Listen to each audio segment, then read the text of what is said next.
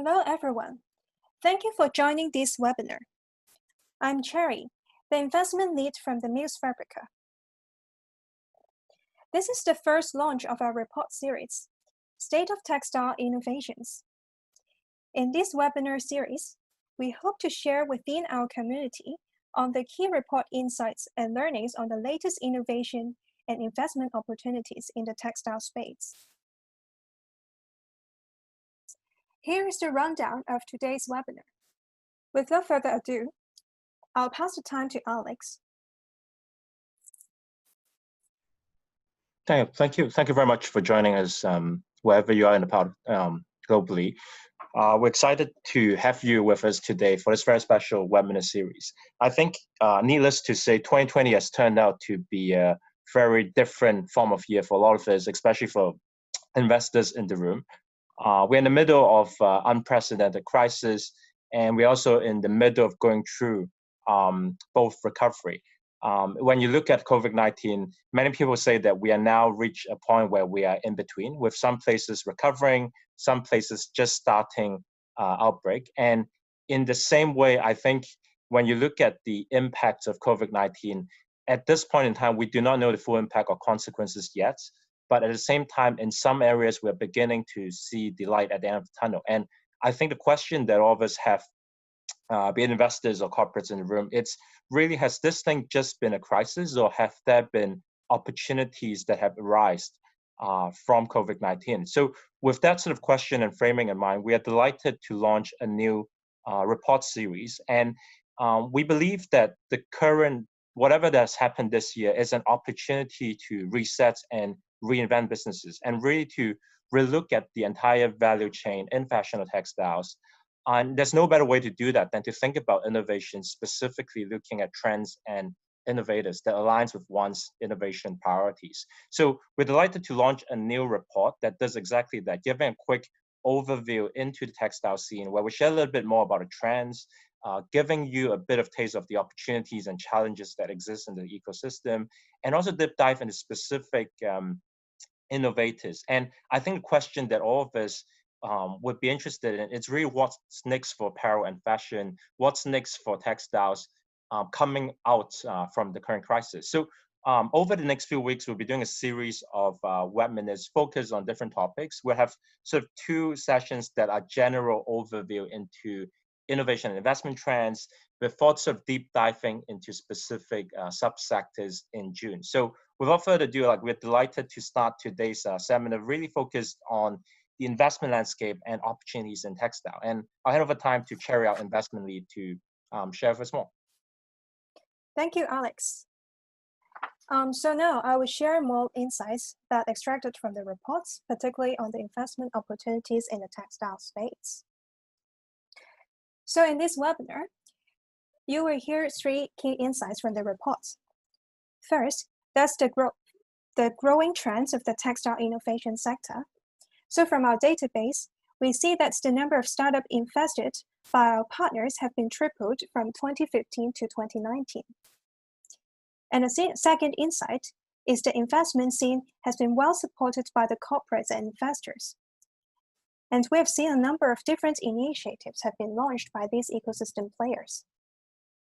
The third insight is about the early winners that have emerged. And particularly, there are 70% are from new retail experiences. So before we dive into the analysis and sharing on the insights, so let's define what the textile means by us. So textile, we define textile as the intersection of technology and style. Traditionally, textiles, fashion, or retail as an industry used to be slower to disruption compared to other industries like electronics and entertainment, while we have seen technology gradually come into the traditional consumer categories and also across the value chain. And we see it from new material and supply chain innovations, textile brands and products, and also new retail experiences. Before we dive into textile innovations, so let's have a quick overview of the apparel market trends.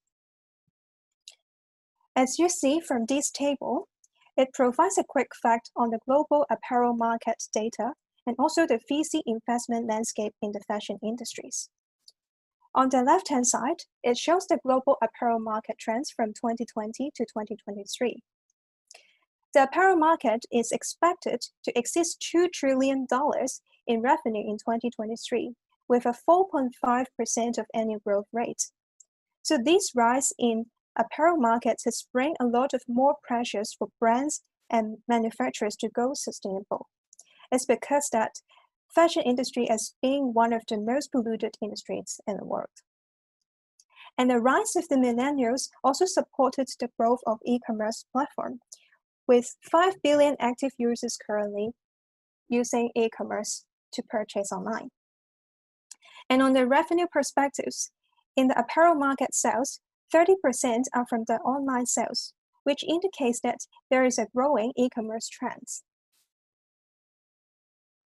On the right-hand side of the table, you will see the global VC market, particularly in the fashion industries. We've seen that there is a cumulative $23.5 billion funded in fashion tech industry as of today.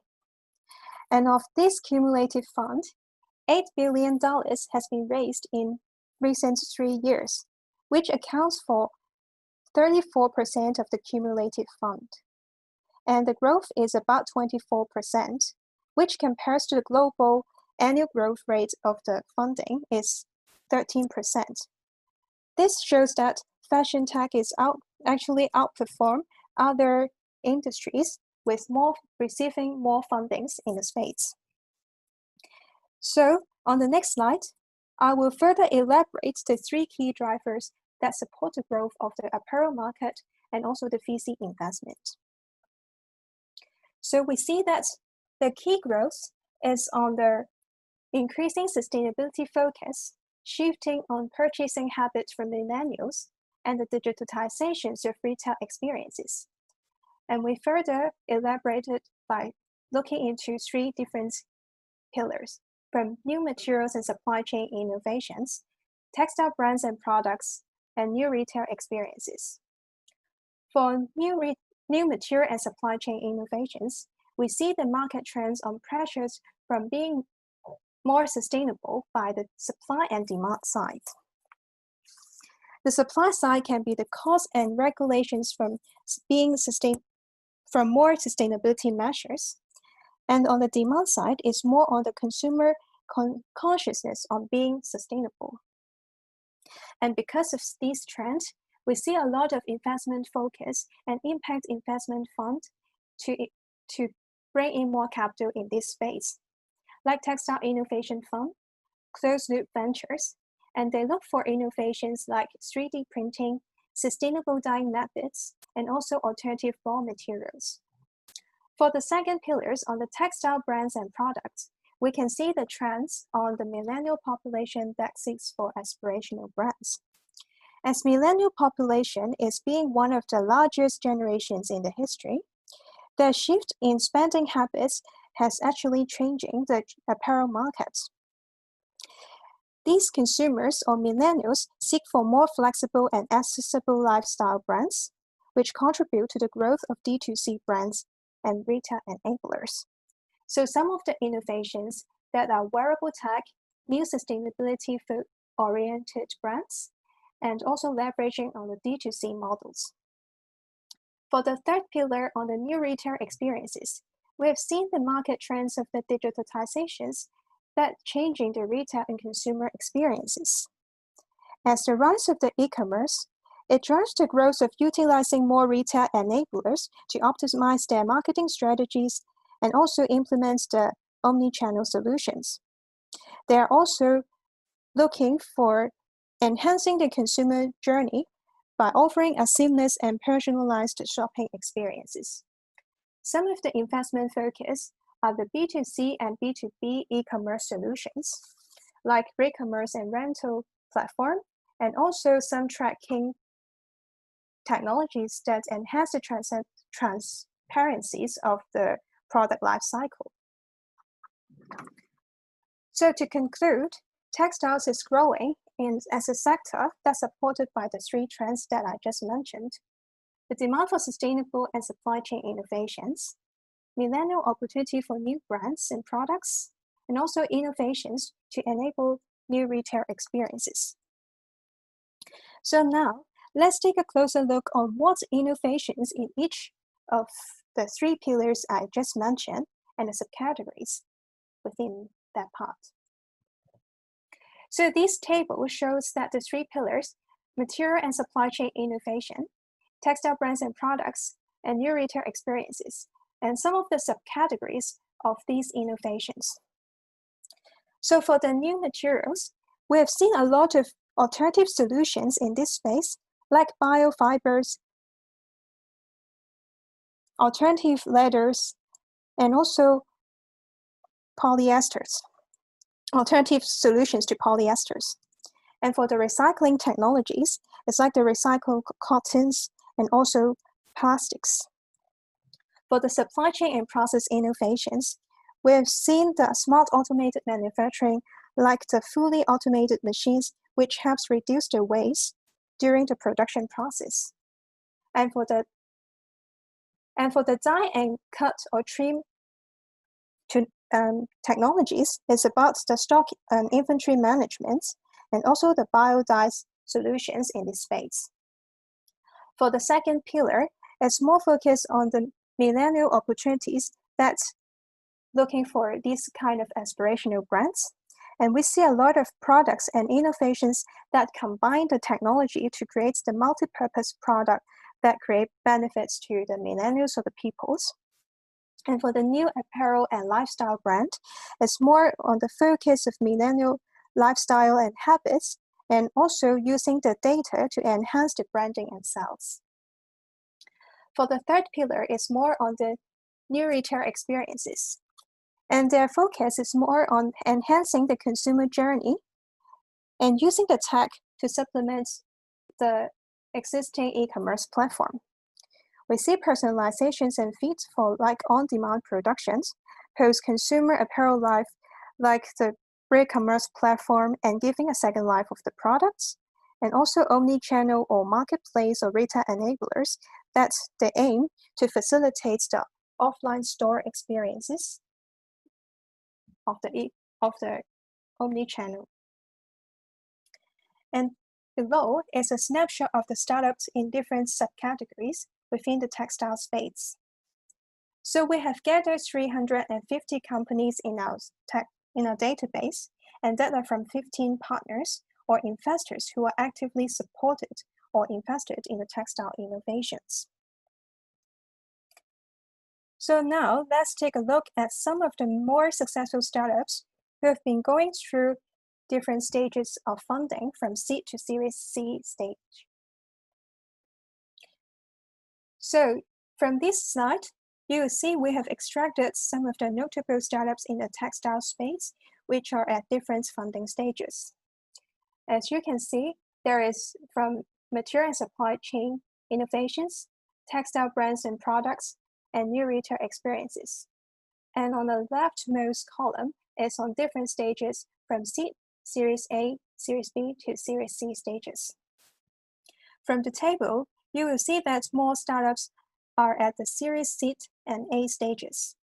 And when it goes upwards on the later stage at Series B to C stages, the new retail experiences has more dominations across the other two categories, and followed by the textile brands and products. While the new materials and supply chain innovations, we have seen fewer startups reaching to the Series C stages. This indicates that the new retail experiences are more competitive in the market, and also the market is quite or still early for material and supply chain area. So seeing these innovations and upward trends in the investment trends, it's curious to know how these startups grow and who are the ecosystem players that support this growth in the space. So in this session, we'll have a look at the active financial and corporate investor in this scene, their investment appetite, and startup growing trajectory.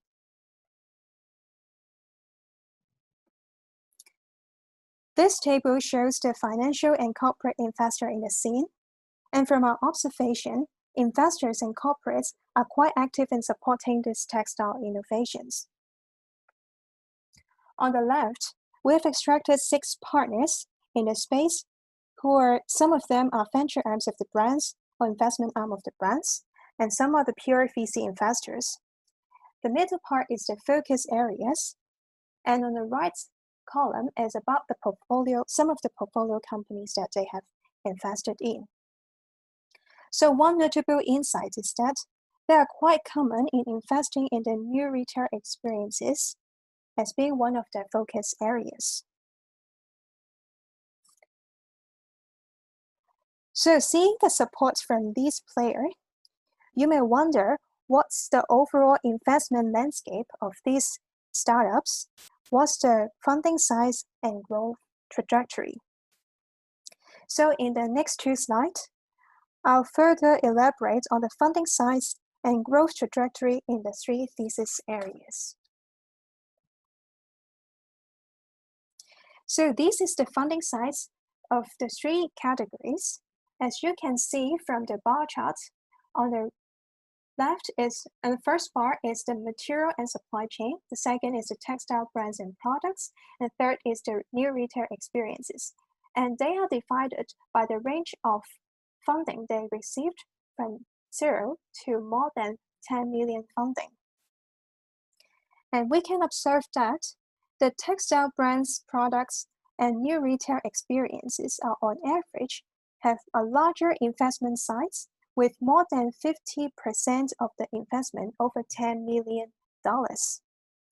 Whereas for the material and supply chain innovations, it appears to have a lower investment size with 60% of the investment in this area below $5 million.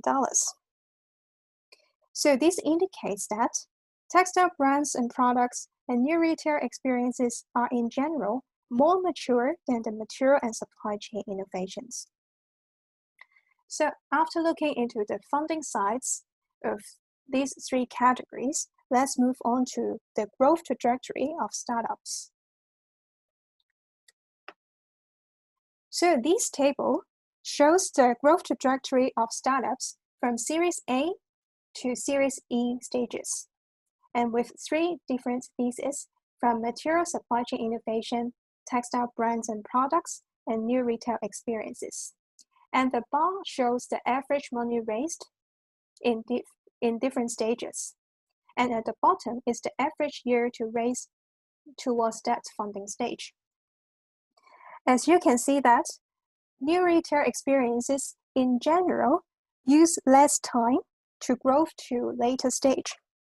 However, the funding size that they receive in later stage is relatively lower than the rest of the 2 categories. And for the material and supply chain innovations, it is in general takes a longer time to reach to the later stage. But then they receive quite a decent amount of funding at later stage. So we may conclude, the insights may be that there is a white space opportunity for the material and supply chain where they are slow to grow, but then they receive quite a higher funding amount in the end. So after looking into the funding split and growth trajectory of the startups, let's look at the early winners of the space. So this is a quick overview of the unicorns in different sectors. And it is quite surprised that textile is in the sector is the highest among all the other sectors on having the unicorns in recent years. And we extracted the information from secondary source, which includes more than 390 unicorns, which valued over $1 billion as of August 2019. And 60% of them, 60 numbers of them are from the textile space, which accounts for 15% of the share across all other categories. And one point to note is that most of the companies in the in the textile space becomes unicorns in the recent years in 2018 to 2019. So you may be curious about what's the reason why the textile is being the highest sector among all other in generating unicorns. So this is the split of the textile unicorns. As you can see that 70% are from the new retail experiences. And by our definitions, new retail experiences include the e-commerce, marketplace, retail enablers, or even SaaS model platforms that facilitate the e-commerce platform within the fashion industries. And with the boom in e-commerce platform in recent space, it may give you some answers to why the textile unicorns is being growing and higher among all other sector. So now let's take a look at the 60 unicorns in the textile space. So this table shows the unicorns in the three thesis areas, from material and supply chain, textile brands and products, new retail experiences. And on the left column, you will see the valuations of these textile unicorns, from $1 to $5 billion to $5 billion. And you can see it is quite obvious that the new retail experiences is quite crowded in the space. And also for material and supply chain or textile brands and products is relatively less in number of unicorns with a lower valuation. And of these 60 unicorns, the top 3 highest valuations are all from the new retail experiences. And one point to note is that you can see from the bottom of this table is marked the 2019 entrants. And all these unicorns, it accounts for 40% of these 60 unicorns in the textile space, which indicates that there is an ongoing trend of more entrants of unicorns in the textile space. And it is quite interesting to see that some of these entrants in unicorns is from the sustainable with a sustainable focus, and for the new retail experiences is more focused like the e-commerce platform. And we also see the material companies in this space as well. So below is some of the extracted highest valuations of unicorns that listed in the previous slide. And you can see the valuation range and also the investors that are supported these startups and the year to become unicorns. So these textile unicorns is not yet exit in the space. So on the next slides, we'll look at some exit cases in the textile space. So again, this is separated into 3 thesis areas from material and supply chain, textile brands and products, and new retail experiences. And we see that there are some exit cases on acquisition and also IPO cases. And we have seen that there is active acquisition from PE firm and also some giants like Walmart and Farfetch. And their range is from 53 million to $3 billion of exit. So to conclude, we've seen that there is early winners emerged, and we are expected more unicorns to come into this space, given that there is increasing entrance of unicorns in the textile space, and also supported by the market growth. So to conclude, we can see that there is a boom on textile innovations in the 3 thesis area, and this is mainly due to the change in habits of the new generations and the demands for sustainability and also the digitizations in consumer channels. We've also seen that the investment scene is growing and also well supported by the ecosystem players from corporates and investors.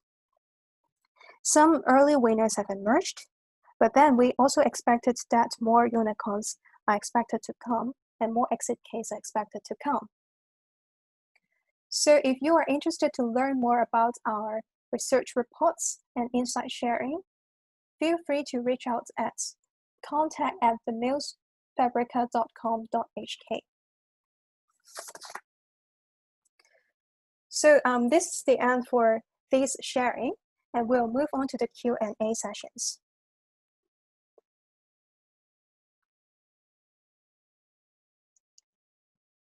So we received one questions from Chris Chu about our view on the COVID's impact on these three trends. So maybe I'll pass to Alex to answer this question. Yeah, I think it's a great question, and it's something that a lot of the brands and manufacturers are wrestling with. So we see a few things, right? One is that the category that's hit the hardest, it's definitely the ones that are product focused, especially ones that are offline retail focused. So if the brands and products category, I think a lot of them face a double whammy. The first was that when China was first affected with COVID, factories were shut down and they couldn't get stock or inventory out to Europe and US. And then by the time that China's factories were up and running, European and US markets were then down. So that category as a whole has been most exposed.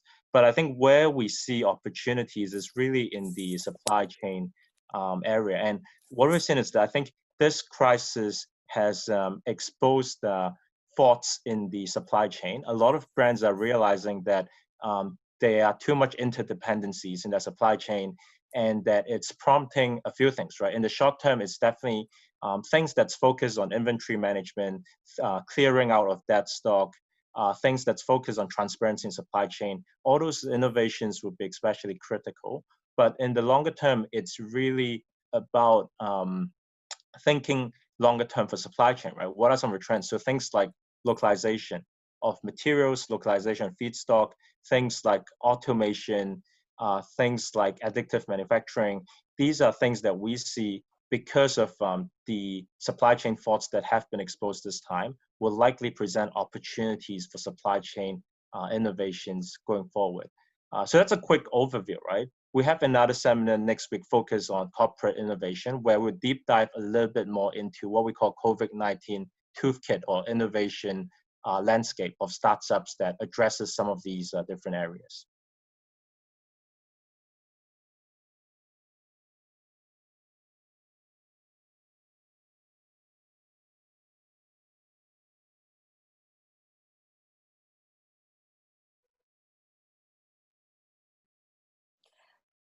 Thank you, Alex. So I think we received one more questions from the mail.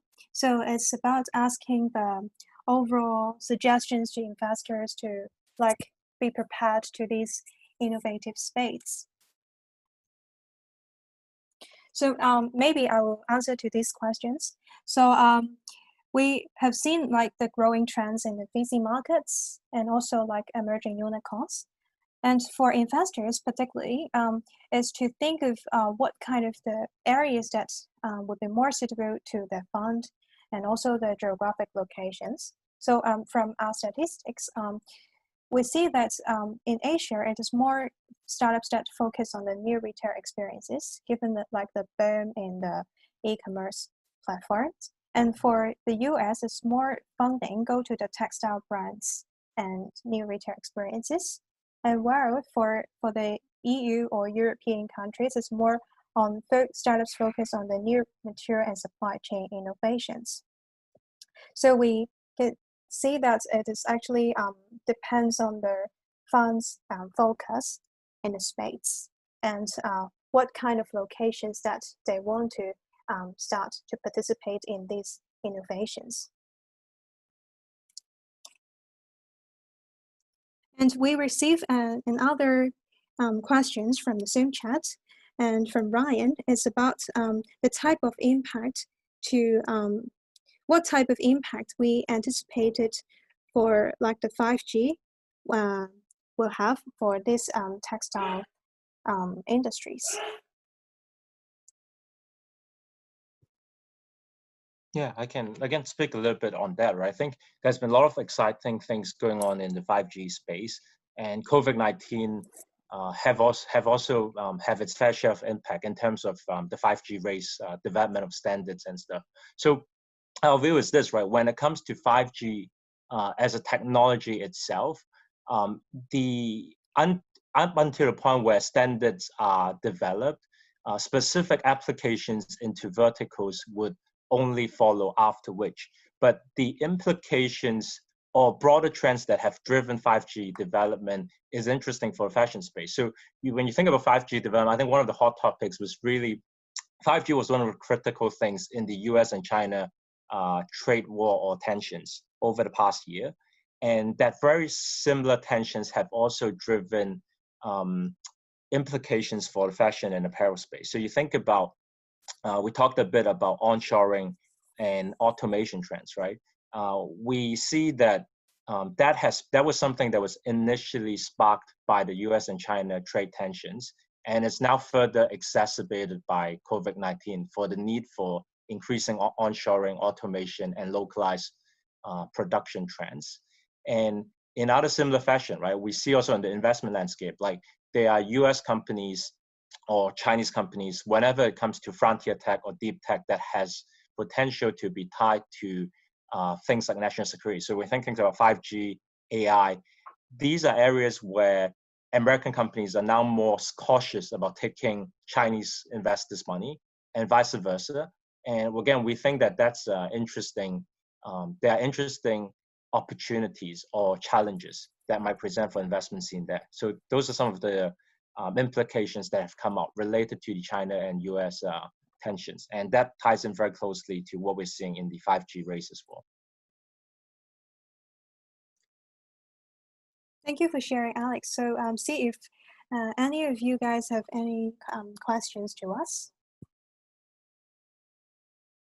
If we don't have any other further questions from you guys, then thank you all for joining. And at last, we would like to take this opportunity to share about some of our upcoming webinars initiatives.